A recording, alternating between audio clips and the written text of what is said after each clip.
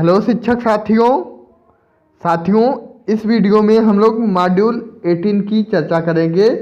अधिकारों की समझ, यौन शोषण और पॉक्सो अधिनियम 2012 के मॉड्यूल को की गतिविधि 1 और गतिविधि 3 और प्रश्नोत्तरी को हम इस वीडियो में कंप्लीट करेंगे।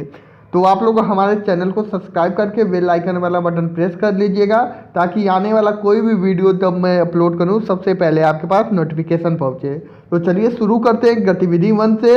अधिकार बनाम आवश्यकताएं इच्छाएं, आपका गतिविधि 1 है और इसमें आपका सत्य और असत्य का जो है कि चुनना है कि कौन सत्य है कौन असत्य है। तो सभी अधिकार किसी जरूरत या चाह से संबंधित नहीं है, तो यह आपका गलत हो जाएगा। फिर अगला क्वेश्चन आपके स्क्रीन पे है, बच्चे की राय परिपक्वता या अनुभव पर आधारित नहीं है और इसलिए उनके मत को उनके संबंध में नहीं लिया जा सकता है, तो यह अभी आपका गलत हो जाएगा। सेकंड ऑप्शन सत्य हो जाएगा। फिर अगला क्वेश्चन है, विकास के अधिकार में शामिल है विश्राम का अधिकार, मनोरंजन और संस्कृति का अधिकार, और जब हम एक बच्चे को साइकिल प्रदान करते हैं तो हम उस अधिकार को पूरा कर रहे हैं, तो यह बिल्कुल सत्य हो जाएगा। आपका सही पे टिक लगा देंगे, फिर नेक्स्ट कर देंगे। आपका अगला क्वेश्चन आ जाएगा, बच्चों को जानने, खोजने और उन्हें दूसरों के साथ साझा करने का अधिकार है, कला और लिखने या किसी अन्य माध्यम से, तो यह भी आपका सत्य बिल्कुल है। आप सही पे टिक करके फिर नेक्स्ट कर देंगे। आपका अगला क्वेश्चन आ जाएगा, अच्छा स्वास्थ्य, पीने के लिए स्वच्छ पानी, भोजन, एक स्वच्छ और सुरक्षित वातावरण का होना और उन्हें सुरक्षित रहने के लिए जानकारी देना प्रत्येक बच्चे का अधिकार है, तो यह भी बिल्कुल सत्य है। आप सही पे टिक लगा के आगे बढ़ जाएंगे। तो टोटल क्वेश्चन 5 से आप पाँचों क्वेश्चन का आंसर दे दिए, फिर यहाँ से सबमिट कर देंगे। आपके स्क्रीन पे आपका स्कोर कार्ड आ जाएगा। Your score is 5 to 5। आप 5 में से 5 क्वेश्चन को कंप्लीट किए हैं। चलिए अब अगली गतिविधि देखते हैं। जो नेक्स्ट गतिविधि है उसके प्रश्नों को हम चर्चा करते हैं। वो अभी प्रश्न आपके ट्रू और फॉल्स टाइप के हैं, सत्य और असत्य उसमें भी चुनना है। तो चलिए हम सीधे उसी गतिविधि के पास चलते हैं। फ्रेंड्स, यह आपकी गतिविधि 3rd है। इसमें भी सही या गलत बताना है आपको। जो क्वेश्चन सही है उस पर सही का टिक करना है और जो गलत है वहाँ पे हम गलत को चूज करेंगे।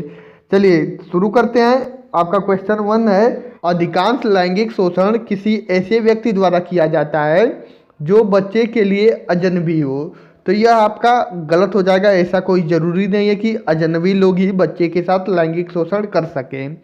फिर अगला क्वेश्चन है, बच्चे विशेषकर लड़कियां जो बाहर जाने वाली बातूनी शारीरिक रूप से स्पष्टवादी होती हैं अक्सर यौन शोषण को आकर्षित करते हैं, तो यह गलत हो जाएगा। आपका फर्स्ट वाला ऑप्शन क्लिक करेंगे।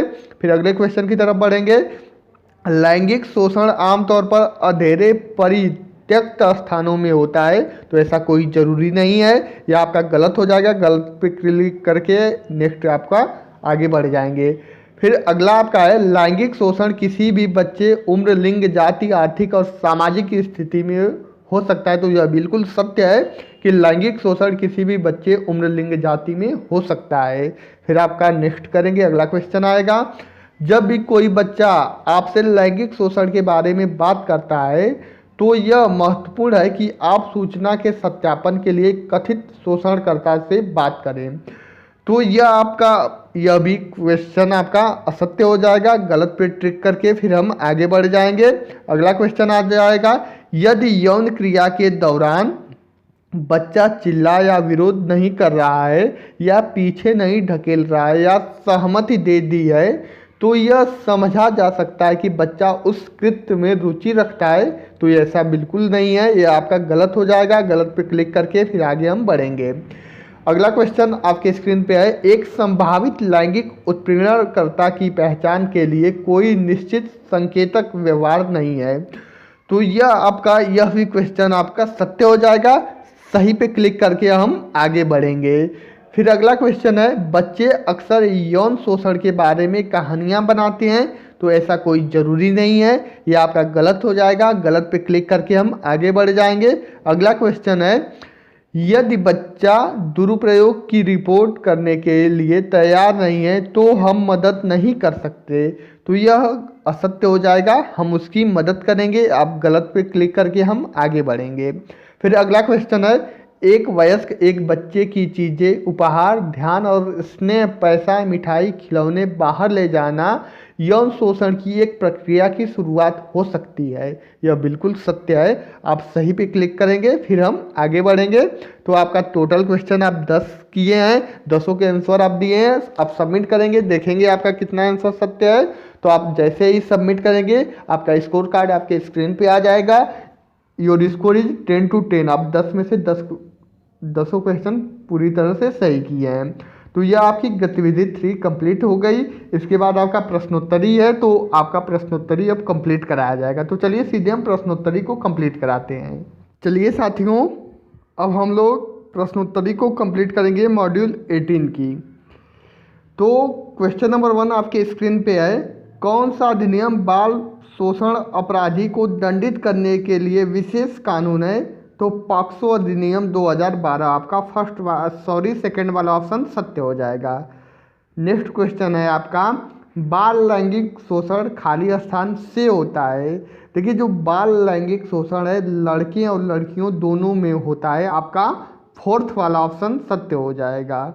नेक्स्ट क्वेश्चन को देखते हैं, कृत्य कब एक गुरुतर अपराध बन जाता है? तो इसका सेकंड वाला ऑप्शन सत्य हो जाएगा। जो व्यक्ति विश्वास या अधिकार की स्थिति में हो, कृत्य उसके द्वारा किया गया हो। आपका सेकंड ऑप्शन सत्य हो जाएगा। अगले क्वेश्चन को देखते हैं, अगर आपको बच्चे के साथ हुई किसी भी लैंगिक अपराध के बारे में पता चलता है तो आप किसे रिपोर्ट करेंगे? तो इसका फर्स्ट ऑप्शन सही हो जाएगा, पुलिस SJPU। आपका फर्स्ट ऑप्शन सत्य हो जाएगा। नेक्स्ट क्वेश्चन है, बाल लैंगिक शोषण की रिपोर्ट की जानी चाहिए जब? फर्स्ट वाला ऑप्शन सत्य हो जाएगा, सभी परिस्थितियों में जैसे ही इसके बारे में पता चले। नेक्स्ट क्वेश्चन को देखते हैं, किसी बच्चे को नग्न चित्र दिखाना तो लैंगिक शोषण होता है। आपका सेकंड वाला ऑप्शन सत्य हो जाएगा। अगले क्वेश्चन को देखते हैं, उत्तरजीविता अधिकार में शामिल है।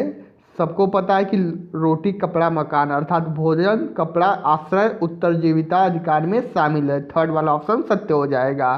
अगले क्वेश्चन को देखते हैं, बाल लैंगिक शोषण हो सकता है क्यों? देखिए, बाल लैंगिक शोषण क्यों हो सकता है, इसके कारणों का अनुमान नहीं लगाया जा सकता है। 4th वाला ऑप्शन सत्य हो जाएगा। फिर अगला क्वेश्चन है, एक शिक्षक उस बच्चे का समर्थन कैसे कर सकता है जो उनके लैंगिक शोषण के बारे में बात साझा कर रहा है? तो 4th वाला ऑप्शन सत्य हो जाएगा, सहानुभूति के साथ बच्चे की बात सुने और बात करे। आपका 4th ऑप्शन सत्य हो जाएगा। अगला क्वेश्चन है, बच्चा कौन है? कोई भी व्यक्ति। देखिए, जो 18 वर्ष की आयु से कम होता है वह बच्चे की श्रेणी में आता है। तो इसका 4th ऑप्शन सत्य हो जाएगा। तो ये आपके टोटल क्वेश्चन, आप 10 क्वेश्चन में से 10 के आंसर दे चुके हैं। अब यहाँ से सबमिट कर देंगे, आपका स्कोर कार्ड आपके स्क्रीन पे आ जाएगा। Your score is 10 to 10। आप 10 क्वेश्चन में से 10 के सही जवाब दिए हैं। तो ये मॉड्यूल 18 पूरी तरह से कंप्लीट होता है। गतिविधि 1 और गतिविधि 3 के साथ साथ प्रश्नोत्तरी भी कंप्लीट होती है। और इसी प्रकार के नेक्स्ट मॉड्यूल का वीडियो पाने के लिए आप हमारे चैनल को सब्सक्राइब करना ना भूलिएगा और बेल आइकन वाला बटन प्रेस कर लीजिएगा, ताकि मैं जब भी कोई वीडियो अपलोड करूंगा सबसे पहले आपके पास नोटिफिकेशन पहुंचेगा। तो चलिए आज का वीडियो यहीं पे समाप्त करते हैं। ओके, धन्यवाद। Thanks for watching.